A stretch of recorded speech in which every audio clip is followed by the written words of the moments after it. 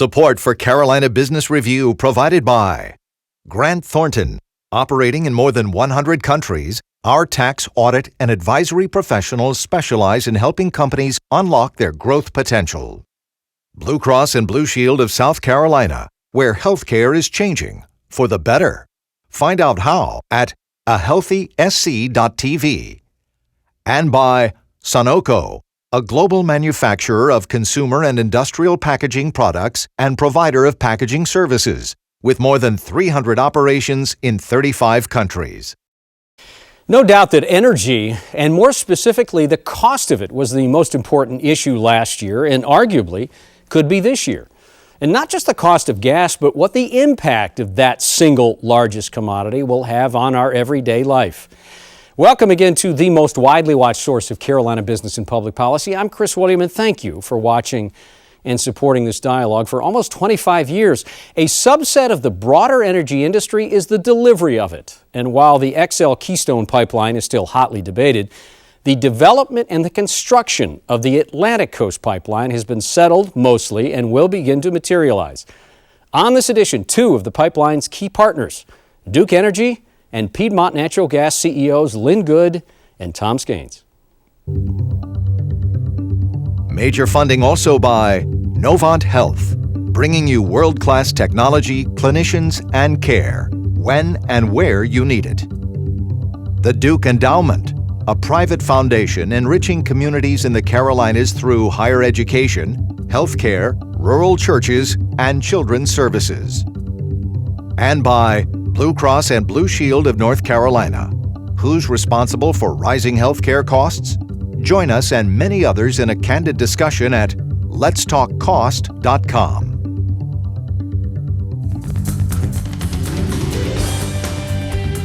This edition of Carolina Business Review was recorded January 16, 2015. On this week's program, Lynn Good, CEO of Duke Energy, and Tom Skains, CEO of Piedmont Natural Gas.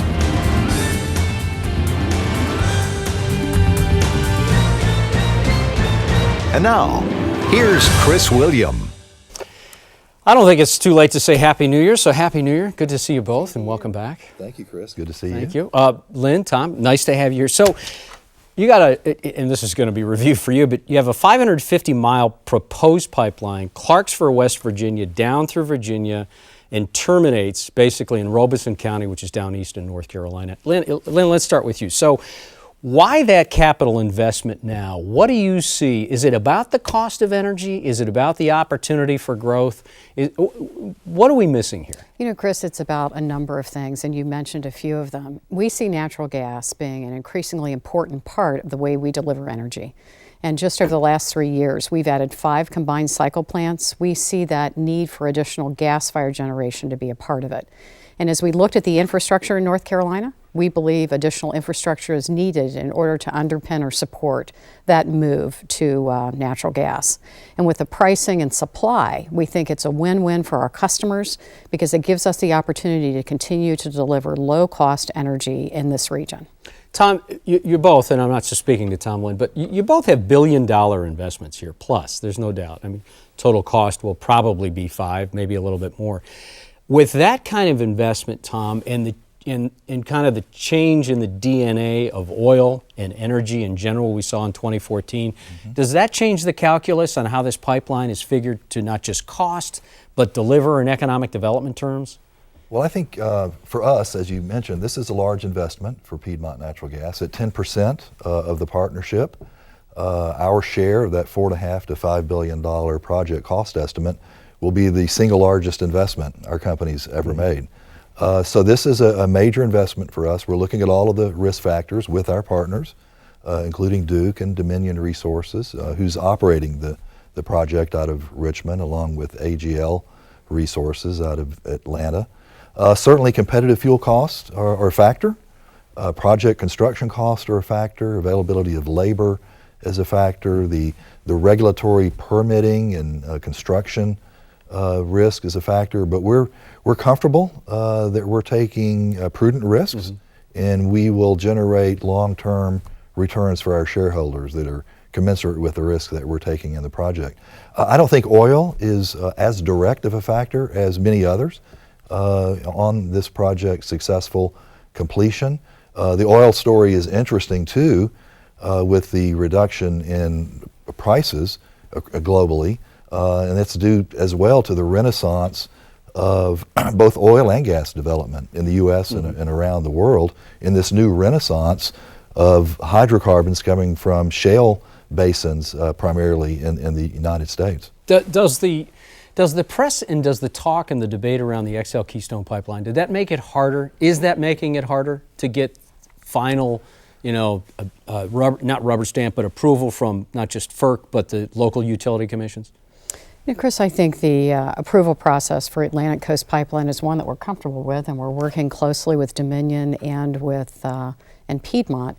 And I think it'll stand on the business case for this investment in this region. And if you look at the eastern part of North Carolina in particular, it's about the only part of the southeast that does not have gas pipeline infrastructure.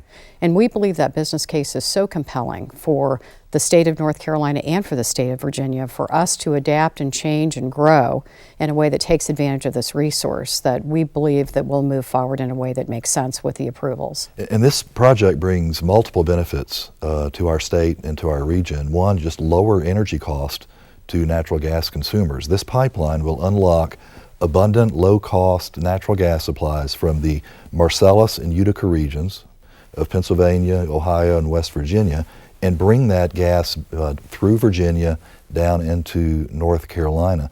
Chris, if you look at the spot market prices, even today, on an average winter day, the price of gas in the Marcellus is about $1.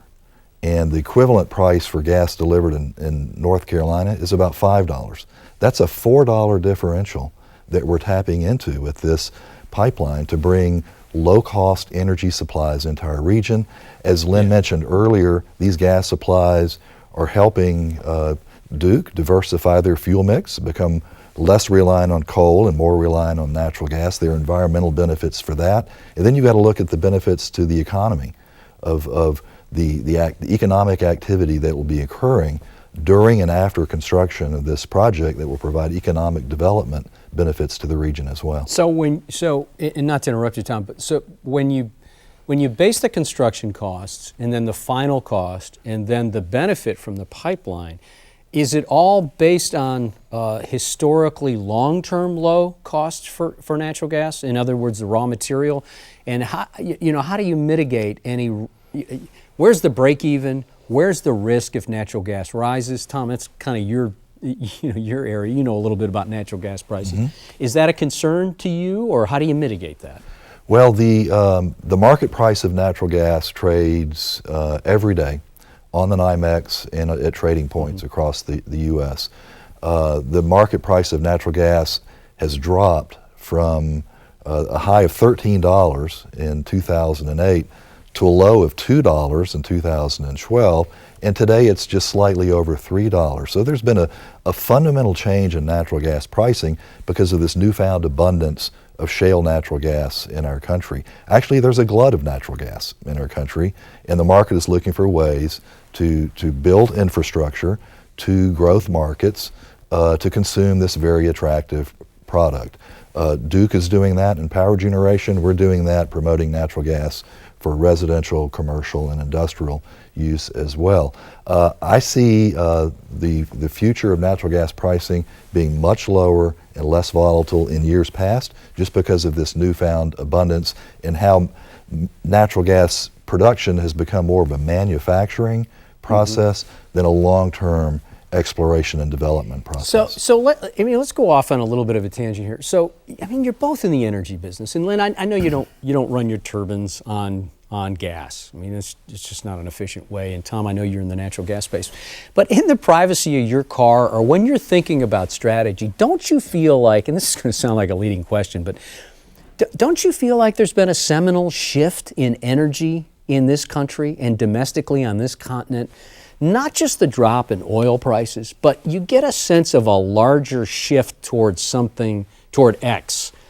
So, two questions. Is there a shift? Is there a change? And what is that shift toward? Yeah, and Chris, I think there are changes in the market, and I just think about the last 5 to 10 years at Duke. We had no natural gas plants back in 2008. It was a generation fleet that was powered by nuclear and powered by coal, with some hydro generation. Since that period, we've not only introduced shale gas, the discovery that Tom talked about, but renewable energy and renewable technologies have continued to grow and change. And so I think there have been a number of developments around energy and delivery of energy, and gas is certainly a key part of that. And so as we look forward, we plan for 10, 15 years in the future. We want to continue to maintain a diverse mix of fuels to supply electricity in this region. So natural gas is a part of that, and all these technologies over time will be introduced as they make sense for our customers. So Chris, so Lynn looks at diversity from a fuel mix standpoint for her power generation to serve electric needs in the region. We look at diversity from a supply basin standpoint of where we bring gas supplies to the Carolinas from. Historically, our region was predominantly supplied by one large major pipeline running from the Gulf Coast up through the East Coast and through the Carolinas. Well, the nation's natural gas supply basins have shifted fundamentally and radically over the last 8 years. 8 years ago, there was very little shale natural gas being produced in the U.S. Today, it accounts for about 50% of a much larger production base than existed just 8 years ago. U.S. natural gas production has run from about 50 billion cubic feet a day to over 70 billion cubic feet a day, and half of that 70 billion cubic feet is from shale basins. Half of that or 25%, comes from the Marcellus. So the Marcellus production basins in the Pennsylvania region is now the big natural gas supply source for the East Coast, and we have to essentially replumb our industry to move natural gas supplies from new supply basins to the markets that are the growth markets for those supplies. You know, Tom, I'm sorry, go ahead, Lynn. And that diversification that Tom's talking about is important to me as I continue to add gas to my generation mix. And we talked a moment ago about volatility. So in extreme periods, we experienced in January of last year, extreme spikes in the price of natural gas in our region, driven not by supply, but by infrastructure. And so that diversity that Tom's talking about, let's bring an additional pipe, let's connect that pipe to a different supply source. That diversity also becomes incredibly important to me as I become more dependent on natural gas, because I want to minimize volatility and I want to offer my customers the lowest price possible for natural gas as it becomes part of the mix.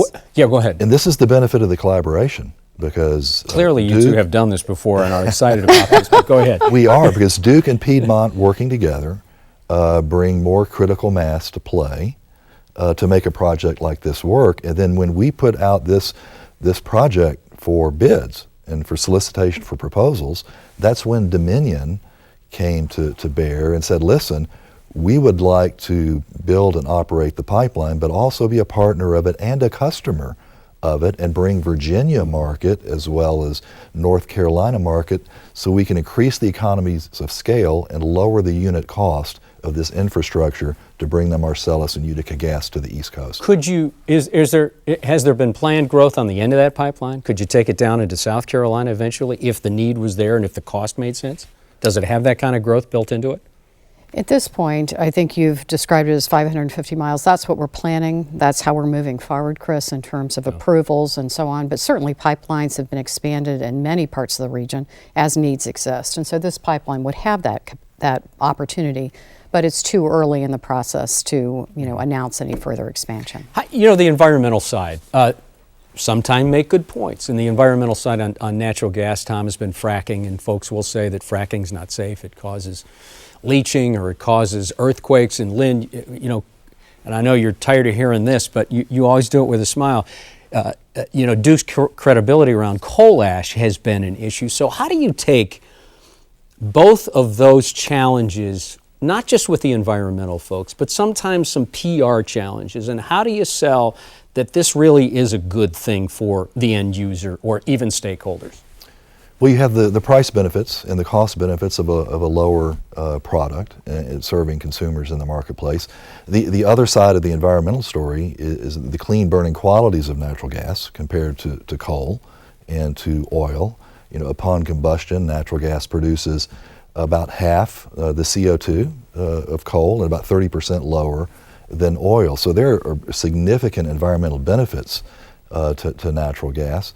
Fracking, I know, is a public relations issue, but it's being done safely and responsibly every day in this country. It is a regulated activity, being regulated by the states. It's being reviewed. There will certainly be improvements in that industrial activity, and there certainly have been mistakes and accidents in the past. But every day it's being done safely and responsibly across this country.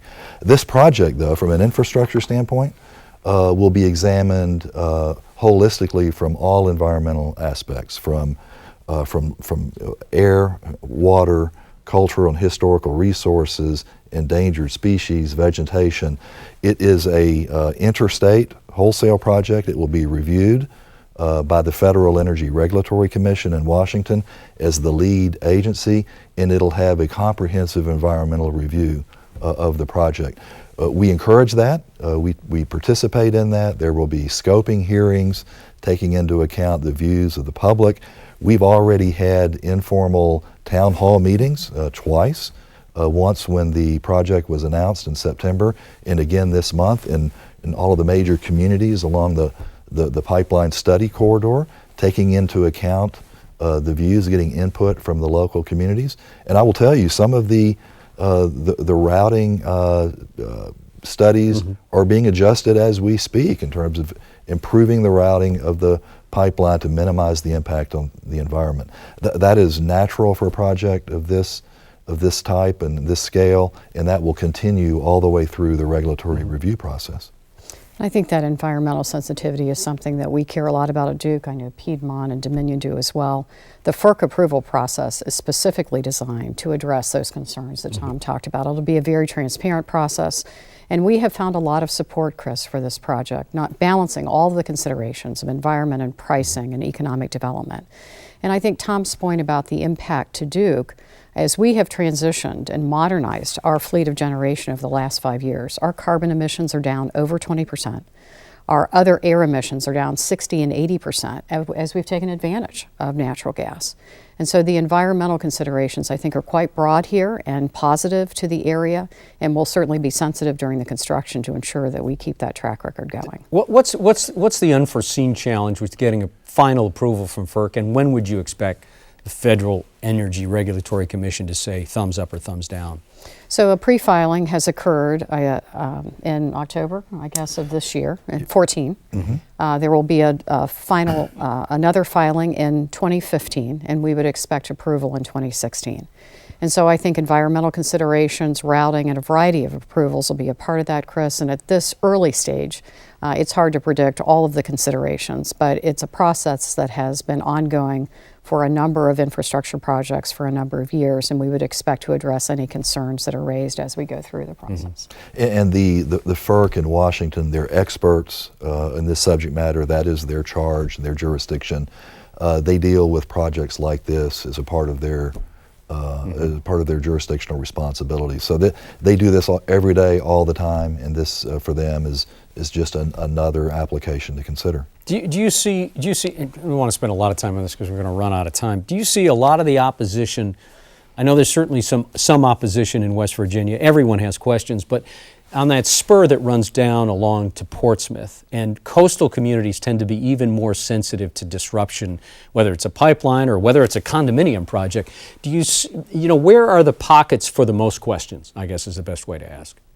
I think at this early stage, the national forests would be the pockets where there are most questions, and there are ongoing discussions. And as Tom indicated a moment ago, considerations about how we can address that. What is the route that would make the most sense for the project and for maintenance of those very important environmental areas? And so that's in Northern Virginia, West Virginia, at this point, where there's been a lot of focus and will continue to be discussions. Yeah, okay. Economic development, how does this change economic development? In a perfect world, let's say you come in on budget, maybe under budget, you've got everything approved, you've got the pipeline open and running, and you've got the folks tapped in you want tapped in. What does this look like in a perfect world?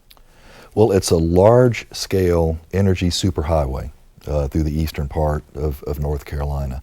It provides substantial volumes and high pressure delivery of natural gas into a sector of our state where we've not had that before. Historically, the high pressure lines run along the Piedmont region of the state, and Piedmont distributes that gas towards the east with smaller diameter, lower pressure pipelines. So this will be an infusion of large scale energy along that corridor, that backbone down east. From there, Piedmont Natural Gas will spend additional capital up front of $190 million to cost effectively distribute and move that gas to local North Carolina markets. The power plants that we serve of Lynn's at Duke, who are our customers, our own needs and the needs of our retail customers, the needs of Public Service North Carolina, another gas utility in the state. So we will operate roads off that highway to deliver gas to the ultimate consumer. I see this as a potential site corridor for large-scale industrial development and manufacturing that could locate fairly close to this pipeline and get access to natural gas in a way that reduces the infrastructure cost, the additional roads that it takes to get it to them. You know, Tom, I got to ask you this. It's funny. You've used two words. You've used roads and infrastructure, and transportation is a hotly debated policy, not just in North Carolina, but in the Southeast. So I'm wondering, how does this pipeline play into whatever transportation policy that North, and in fact, South Carolina might have? Is there, you know, and I know this might be a bit of a stretch, but aren't there some connectivity between the way you just described the pipeline and transportation policy? I think there is. I think there is, and it's developing the large-scale infrastructure, and then working with industry and local governments and municipalities and economic developers to develop roads off that major infrastructure that serves communities and serve businesses development and manufacturing. I'm very excited about the potential of this, as I know that Lynn is as well. I think there's good growth opportunities in the areas of the state with this pipeline that they've not had before. Lynn, does this all but guarantee that Duke will continue to remain one of the low-cost energy suppliers in the nation?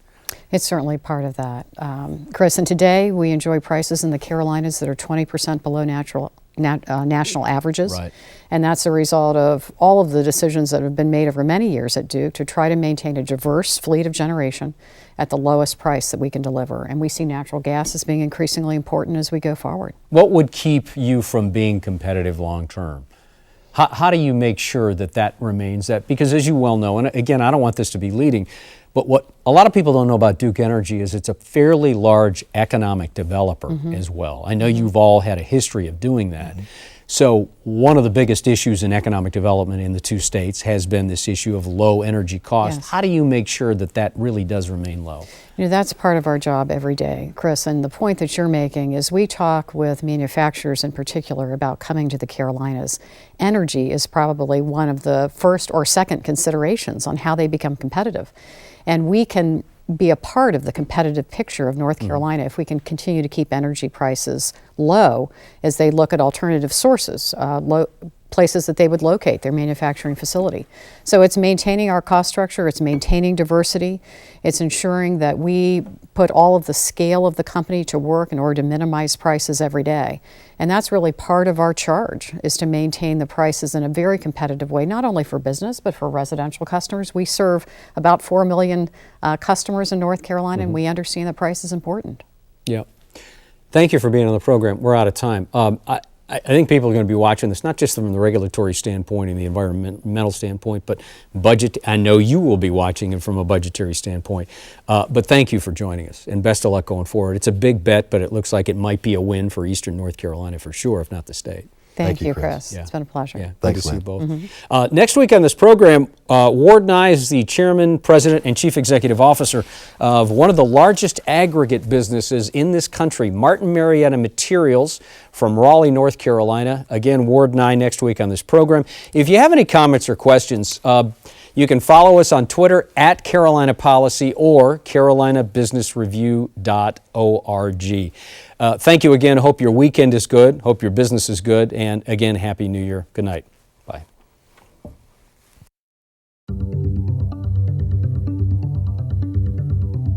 Major funding for Carolina Business Review was provided by the Duke Endowment, a private foundation enriching communities in the Carolinas through higher education, healthcare, rural churches, and children's services. Blue Cross and Blue Shield of North Carolina.